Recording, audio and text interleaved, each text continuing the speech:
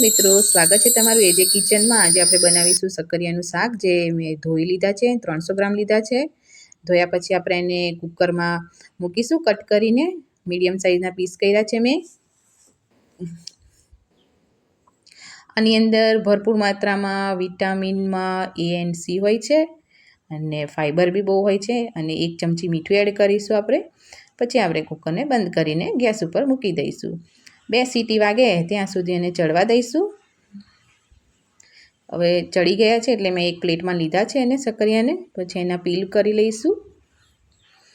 પીલ કર્યા પછી એના મીડિયમ સાઇઝના કટ કરી લઈશું આપણે શક્કરિયાને। તમે જોઈ શકો છો મેં મસ્ત કટ કર્યા છે એને। પછી એનો મસાલો તૈયાર કરીશું। ગ્રીન ચીલી, સિંગદાણા, લાલ મરચું અને કડી પત્તા છે એની અંદર। પછી તેલ લઈશું। તેલને થોડું હીટ થવા દઈશું। તેલ મેં લીધું છે એકચ્યુઅલી 3 ટેબલ સ્પૂન। તેલ ગરમ થઈ જાય મજાથી એટલે આપણે એમાં જીરું એડ કરીશું। જીરું જો ફૂટી ગયું છે સરસ મજાથી। ફૂટી જાય પછી 1 ચમચી હિંગ નાખીશું।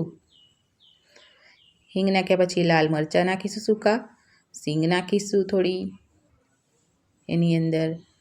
સિંગ મસ્ત થોડી શેકાઈ જાય, લાલ થઈ જાય થોડી ત્યાં સીધું શીખીશે એને।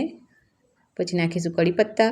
કડી પત્તા નાખતી વખતે બહુ ધ્યાન રાખવું પડે કારણ કે એના જે છે એ ઉડ્યા જ કરે।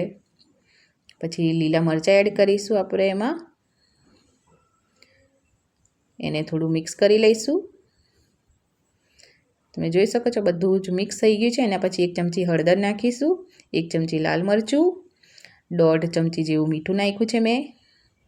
પછી અડધી ચમચી ધાણા જીરું પાવડર નાખ્યો છે। એને આપણે મિક્સ કરી લઈશું। પછી મિક્સ કર્યા પછી મેં સિંગનો પાવડર લીધો છે એટલે એને ક્રશ કરી નાખી હતી। સિંગને શેકીને ક્રશ કરી હતી એટલે એનો ટેસ્ટ થોડો સરસ આવે। એને મિક્સ કર્યા પછી આપણે એમાં નાખીશું શક્કરિયા। થોડા થોડા કરીને નાખીશું પહેલાં। નાખ્યા પછી બધા શક્કરિયા આપણે અંદર એડ કરી દઈશું ધીમે ધીમે।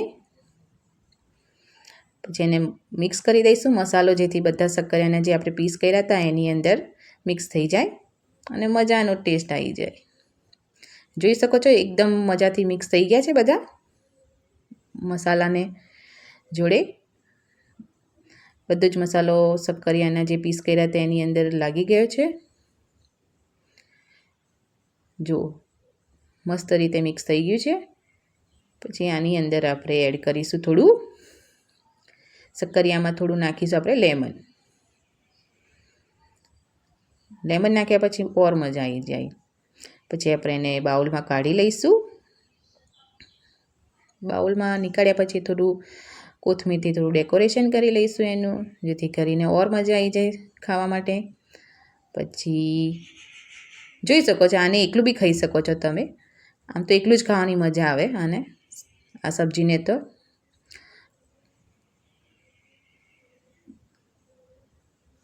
એકદમ ફાઇન રીતે થઈ ગયું છે। Thank you for watching my video.